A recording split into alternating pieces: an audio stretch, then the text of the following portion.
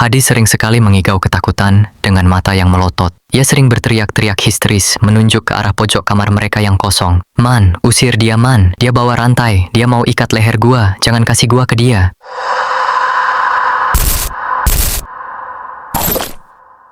Oke rekan Dao sekalian, di video kali ini saya akan membawakan cerita yang menceritakan tentang pengalaman Firman dan Hadi, yang mana mereka ini kerja merantau ke sebuah kota untuk membantu ekonomi keluarganya. Mereka kerja di sebuah pabrik udang dengan gaji yang lumayan menjanjikan. Tapi yang tidak mereka sangka, pabrik itu lagi nyari tumbal. Penasaran kalian sama kisah selengkapnya? Tanpa berlama-lama, mari kita mimpi horor bersama.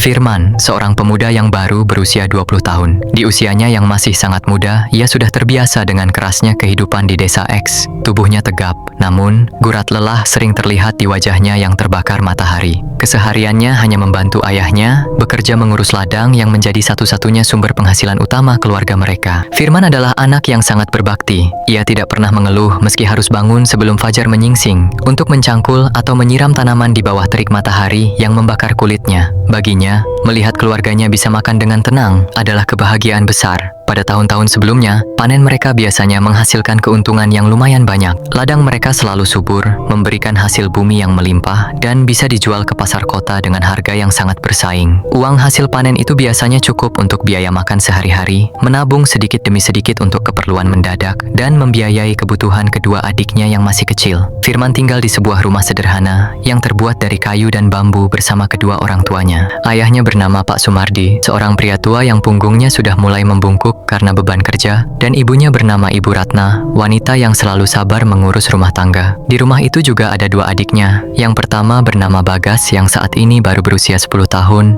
dan yang kedua bernama Laras yang masih bayi, baru berusia 1 tahun. Kehidupan mereka memang tidak mewah, tapi kecukupan selalu menyelimuti rumah itu. Tapi di tahun ini, hasilnya sangat berbeda. Musim tanam yang seharusnya menjadi awal keberuntungan, justru berubah menjadi awal malapetaka bagi keluarga Firman. Tanaman padi, tomat, jagung, dan yang lain, tiba-tiba hasilnya sangat buruk. Firman dan Pak Sumardi sudah berusaha semaksimal mungkin merawat tanaman mereka, menyiramnya setiap pagi dan sore, bahkan memberi pupuk terbaik, namun alam seolah tidak berpihak. Tomat yang biasanya dihasilkan sangat bagus, merah merona, dan padat, kali ini banyak yang rusak akibat dimakan burung. Burung-burung itu datang dalam jumlah yang tidak masuk akal, mematuk buah-buah yang belum sempat dipanen, hingga semuanya membusuk di batang dan jatuh ke tanah. Begitupun jagung dan padi, banyak yang habis dimakan ayam dan burung yang entah datangnya dari mana. Setiap pagi, Firman harus menelan kekecewaan mendalam saat mendapati bulir-bulir padinya kosong melompong dan batang jagungnya roboh karena dipatuk hewan-hewan tersebut. Meski sudah dipasang banyak orang-orangan sawah dan dijaga setiap saat, serangan hewan itu seolah-olah terjadi secara misterius dan sangat cepat saat mereka lengah sedikit saja. Akibat gagal panen yang beruntun ini, keadaan ekonomi keluarga Firman tiba-tiba anjlok drastis. Tabungan yang selama ini disimpan dengan susah payah mulai terkuras habis hanya untuk membeli beras dan kebutuhan pokok lainnya. Yang paling membuat hati Firman hancur adalah ketika melihat Laras, adik kecilnya yang bungsu, menangis kehausan karena stok susu formulanya sudah habis dan Ibu Ratna tidak lagi memiliki uang sepeser pun untuk membelinya. Pikiran Firman menjadi sangat kalut. Sebagai anak laki-laki, ia merasa memikul tanggung jawab yang sangat besar untuk menyelamatkan keluarganya dari jurang kemiskinan yang semakin dalam. Ia ingin sekali bekerja, tapi di desa X, lapangan pekerjaan sangatlah terbatas. Hampir semua orang hanya bergantung pada hasil bumi yang saat ini sedang hancur. Satu-satunya jalan keluar yang terpikirkan adalah merantau ke kota, namun ia tidak tahu harus kemana dan bekerja sebagai apa karena ia tidak memiliki koneksi di luar desa. Keesokan harinya, saat Firman sedang duduk termenung di teras rumah, Hadi, sahabat karibnya yang tinggal dekat dengannya, datang berkunjung ke rumahnya. Hadi adalah temannya sejak kecil, mereka sudah seperti saudara kandung yang selalu berbagi cerita. Hadi melihat wajah sahabatnya yang sangat terlihat lesu, langsung menghampirinya. Hadi bilang, "Man, lu mau ikut gua kerja nggak?" Firman yang sedari tadi melamun, kaget mendengar suara Hadi. Ia menoleh ke arah sahabatnya itu dengan tatapan penuh harap.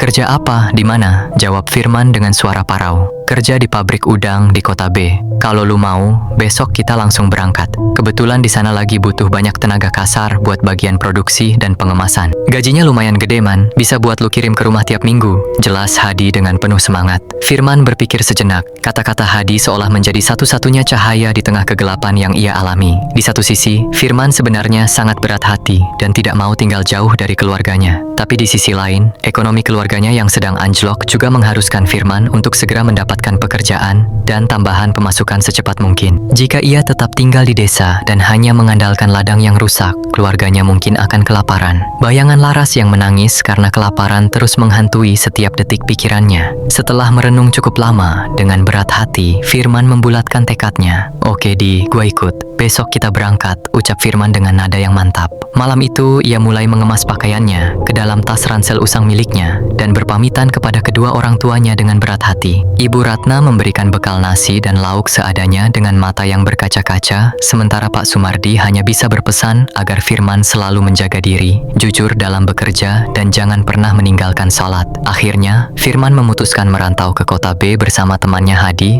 untuk bekerja di pabrik udang, membawa harapan besar untuk mengubah nasib keluarganya di desa X agar bisa hidup lebih layak. Singkat cerita, setelah menempuh perjalanan jauh, akhirnya Firman dan Hadi sampai di kota B. Mereka langsung menuju pabrik udang yang dimaksud, sebuah bangunan besar dengan tembok beton abu-abu yang menjulang tinggi dan dikelilingi pagar kawat berduri yang sangat rapat. Pabrik itu bernama, sebut saja namanya, PT Samudra Jaya. Setibanya di sana, mereka segera mengurus administrasi dan langsung bekerja karena pabrik itu sedang membutuhkan banyak tenaga kasar. Mereka ditempatkan di bagian produksi, Firman di bagian pengemasan, sementara Hadi di bagian pembersihan udang mentah. Seminggu pertama bekerja, kegiatan mereka berjalan seperti biasa. Mereka tinggal di sebuah kos-kosan yang tidak jauh dari pabrik. Semuanya tampak normal bagi Firman. Setiap pagi sekali mereka sudah harus masuk ke dalam ruangan dingin yang dipenuhi uap es, mengenakan sepatu bot karet, apron plastik, dan sarung tangan tebal. Mereka bekerja dengan sangat rajin, bahkan sering mengambil jam lembur agar uang yang terkumpul bisa segera dikirim ke desa untuk membeli susu Laras dan membantu biaya sekolah Bagas. Firman merasa lega karena akhirnya ia memiliki penghasilan tetap.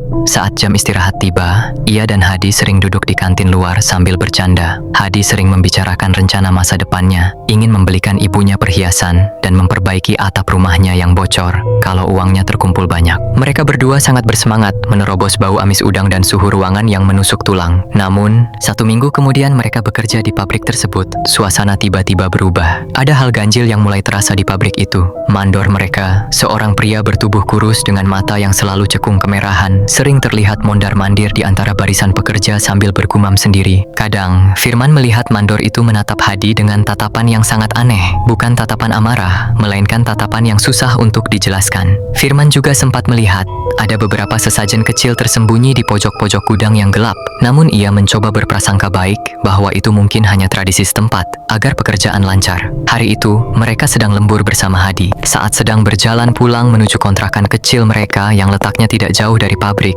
di tengah jalan, langkah Hadi melambat. Wajahnya mendadak pucat pasi dan keringat dingin bercucuran dari dahinya. "Man, kepala gua pusing banget, badan gua terasa berat," keluh Hadi sambil memegang pundak Firman. Sesampainya di kontrakan, Hadi langsung ambruk di atas kasur tipis mereka. Badannya sangat panas, tapi anehnya, kulitnya terasa sangat dingin saat disentuh. Firman mengira Hadi hanya kelelahan biasa karena terlalu memaksakan diri bekerja lembur. Selama 2 hari berikutnya, kondisi Hadi semakin aneh. Hadi sama sekali tidak bisa masuk bekerja. Ia hanya bisa terbaring lemas, tapi tidurnya tidak pernah tenang. Di malam hari, Hadi sering sekali mengigau ketakutan dengan mata yang melotot. Ia sering berteriak-teriak histeris menunjuk ke arah pojok kamar mereka yang kosong. "Man, usir dia Man, dia bawa rantai, dia mau ikat leher gua, jangan kasih gua ke dia," teriak Hadi sambil menendang-nendang udara seolah-olah ada yang menarik kakinya. Firman yang panik mencoba menenangkan sahabatnya itu, tapi tenaga Hadi saat mengigau menjadi sangat kuat, tidak seperti orang yang sedang sakit. Di malam kedua, keganjilan semakin menjadi-jadi. Bau di dalam kamar kontrakan mereka yang sempit itu tiba-tiba berubah menjadi sangat busuk. Baunya sangat menyengat,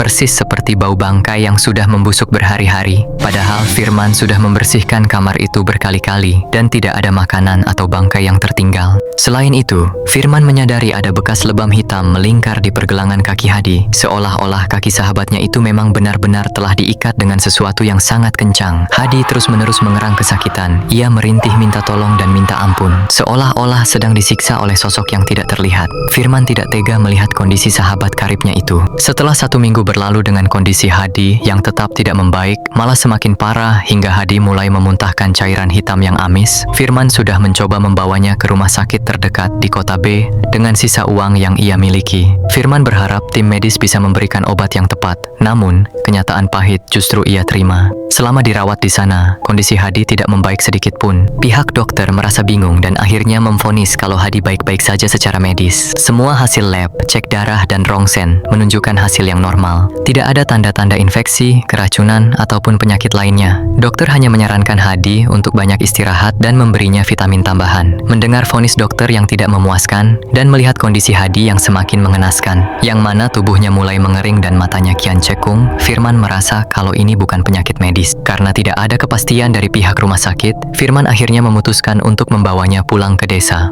Ia berpikir mungkin di desa X, dengan bantuan orang tua dan suasana desa, Hadi bisa sembuh. Firman memutuskan untuk segera menyewa mobil jemputan dan membawa Hadi yang masih dalam keadaan meracau itu kembali ke rumah orang tuanya di desa X, meninggalkan pekerjaannya sementara waktu.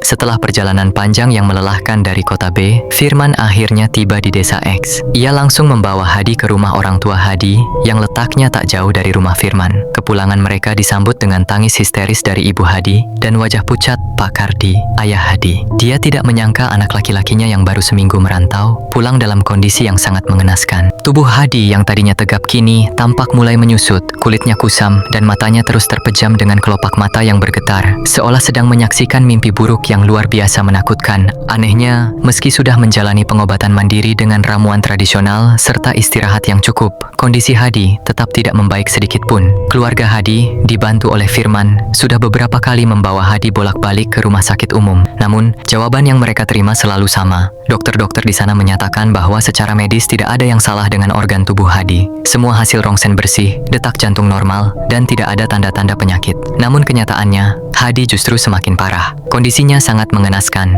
Badannya kini tinggal tulang, dan luka-luka lebam hitam di kakinya mulai mengeluarkan aroma busuk yang sangat menyengat. Setiap malam, suasana di rumah Hadi berubah menjadi mencekam. Hadi tidak bisa tidur tenang. Ia terus-menerus mengerang kesakitan. Suaranya serak.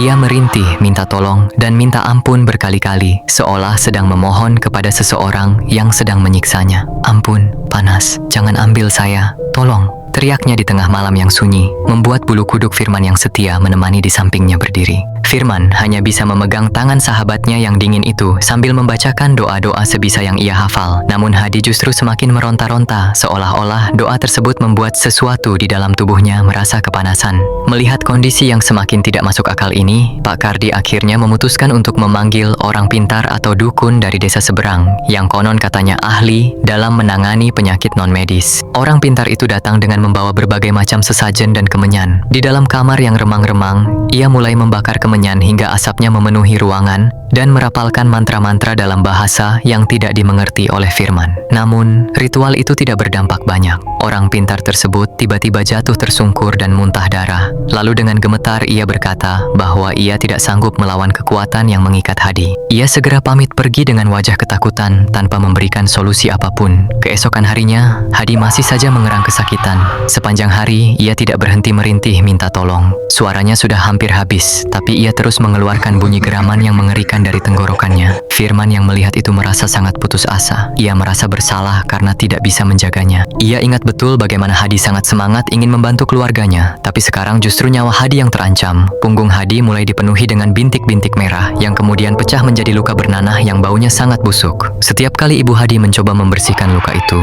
Hadi akan berteriak seolah-olah dagingnya sedang disayat-sayat dengan pisau panas.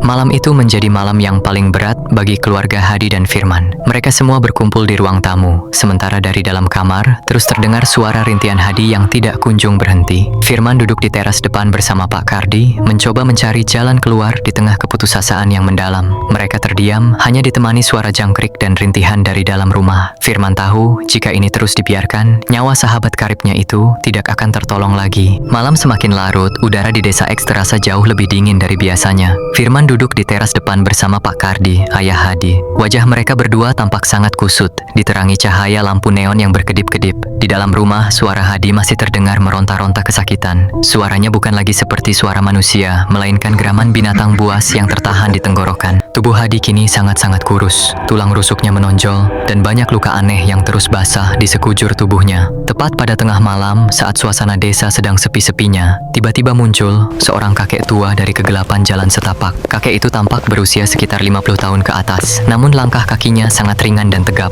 Ia mengenakan pakaian sederhana, wajahnya memancarkan ketenangan yang luar biasa, berbanding terbalik dengan kekacauan yang sedang terjadi di rumah itu. Kakek itu berhenti tepat di depan Firman dan Pak Kardi. Tanpa ditanya, kakek itu berkata dengan suara yang sangat dalam, "Anak muda, apa yang diderita kawanmu itu bukan lagi urusan dokter atau dukun biasa. Dia sedang berada di ambang pintu kematian karena sebuah perjanjian yang tidak dia buat sendiri." Firman dan Pak Kardi terperanjat. Wah, kaget. Kaget. Kaget. Kakek itu kemudian menyarankan agar mereka segera memanggil Ustadz Mansur dari desa sebelah. Hanya Ustadz Mansur yang mampu memutus rantai itu. "Pergilah sekarang, jangan tunggu matahari terbit." Tanpa banyak tanya karena merasa ini adalah harapan terakhir, Firman segera memacu motornya menuju desa sebelah untuk menjemput Ustadz Mansur. Beruntung, Ustadz tersebut bersedia ikut. Sesampainya di rumah, Ustadz Mansur segera meminta disiapkan beberapa hal untuk pengobatan. Seember air bersih yang diambil dari 7 sumur berbeda, kain kafan sepanjang 2 meter, dan beberapa helai daun bidara. Firman dan keluarga Hadi bergerak cepat menyiapkan semuanya, meskipun tangan mereka gemetar ketakutan. Ritual pengobatan pun dimulai di dalam kamar Hadi yang kini pengap dan berbau busuk. Ustadz Mansur duduk di samping kepala Hadi yang terus melotot marah. Ustadz Mansur kemudian mulai membacakan ayat-ayat suci Al-Quran dengan nada yang sangat tegas. Tak lama, dinding rumah bergetar. Seketika, Hadi berteriak histeris. Tubuhnya melenting ke atas, seolah ada kekuatan besar yang menarik dadanya ke langit-langit. "Panas, pergi kalian, dia sudah jadi milik kami." Teriak sebuah suara parau dari mulut Hadi, padahal bibir Hadi tidak bergerak sama sekali. Pengobatan berlangsung sangat lama dan melelahkan. Berkali-kali Hadi mencoba mencekik lehernya sendiri, namun Firman dan Pak Kardi menahannya dengan sekuat tenaga. Ustadz Mansur terus menyiramkan air doa ke tubuh Hadi yang berasap, seolah-olah air dingin itu adalah minyak panas yang membakar kulitnya. Hingga pada puncaknya, Hadi mendadak terdiam kaku, matanya mendelik ke atas, dan ia muntah. Dari mulutnya keluar cairan hitam pekat bercampur darah kental. Di tengah muntahan itu, Firman melihat benda-benda yang mengerikan. Ada paku, ada silet, ada pecahan kaca, dan ada rambut panjang. Setelah paku-paku itu keluar, Hadi langsung pingsan tak sadarkan diri. Ustadz Mansur menyeka keringat di dahinya dan menatap Firman dengan tatapan serius. Beliau memberitahukan kalau Hadi hampir saja dijadikan tumbal di pabrik udang tempat dia bekerja. Ini adalah praktik pesugihan, ilmunya sangat tinggi. Untungnya, ini masih dalam tahap penargetan atau penguncian. Jika dalam 2 hari lagi dia masih tidak ada yang menyelamatkan, maka nyawanya akan benar-benar diambil dan dia akan menjadi tumbal pabrik tersebut, jelas Ustadz Mansur. Mendengar penjelasan itu, Firman merinding hebat. Ia teringat kembali pada mandor yang sering menatap mereka dengan aneh. Detik itu juga, Firman memutuskan untuk berhenti bekerja dan tidak akan pernah kembali ke pabrik terkutuk itu. 3 hari berlalu. Keajaiban di malam itu mungkin benar-benar terjadi atas izin Tuhan. Hadi mulai sadar dan perlahan-lahan kesehatannya kembali pulih seperti semula. Nafsu makannya membaik dan luka-luka busuk di tubuhnya mengering dengan sangat cepat tanpa meninggalkan bekas yang berarti. Namun, ada satu hal yang aneh. Hadi sama sekali tidak pernah tahu apa yang sebenarnya terjadi pada dirinya selama sakit. Yang ia tahu, dia hanya sakit karena kelelahan bekerja, dibawa ke rumah sakit, lalu dibawa pulang ke desa. Sesampainya di desa, istirahat dan bangun sekarang. Firman dan keluarga sengaja tidak menceritakan secara detail agar Hadi tidak mengalami trauma mendalam. Suatu sore, saat Firman sedang duduk di depan rumah sambil menikmati udara desa yang segar, tiba-tiba dering telepon terdengar dari handphone miliknya. Pesan singkat masuk dari salah satu rekan kerjanya yang masih ada di kota B. Jantung Firman berdegup kencang saat membaca isinya. Ia mendapat kabar kalau pabrik udang tempat mereka bekerja dulu baru saja mengalami musibah besar. Telah terjadi kebakaran semalam yang menghanguskan seluruh gedung utama dan kantor direksi. Yang mengejutkan, kebakaran itu merenggut nyawa atasan atau pemilik pabrik yang selama ini dikenal sangat kaya raya. Tubuhnya ditemukan hangus di dalam ruangan yang terkunci dari dalam, tapi alhamdulillahnya semua karyawan selamat tanpa luka sedikit pun karena kebakaran itu terjadi tepat pada saat malam hari ketika mereka semua sudah kembali ke rumah masing-masing dan tidak ada yang diperbolehkan lembur malam itu. Firman terduduk lemas. Ia menyadari bahwa kebakaran itu mungkin adalah akhir dari kontrak perjanjian dari sang pemilik pabrik. Karena tumbal yang ia targetkan yaitu Hadi berhasil lolos. Ingat rekan Daus sekalian, kekayaan yang didapat dengan jalan pintas dan mengorbankan nyawa orang lain tidak akan pernah membawa keberkahan. Pada akhirnya, kejahatan akan memakan pelakunya sendiri. Jangan pernah tergiur oleh tawaran gaji besar tanpa mengetahui latar belakang tempat bekerja, dan selalu ingat bahwa perlindungan Tuhan adalah satu-satunya kekuatan yang bisa mengalahkan kegelapan.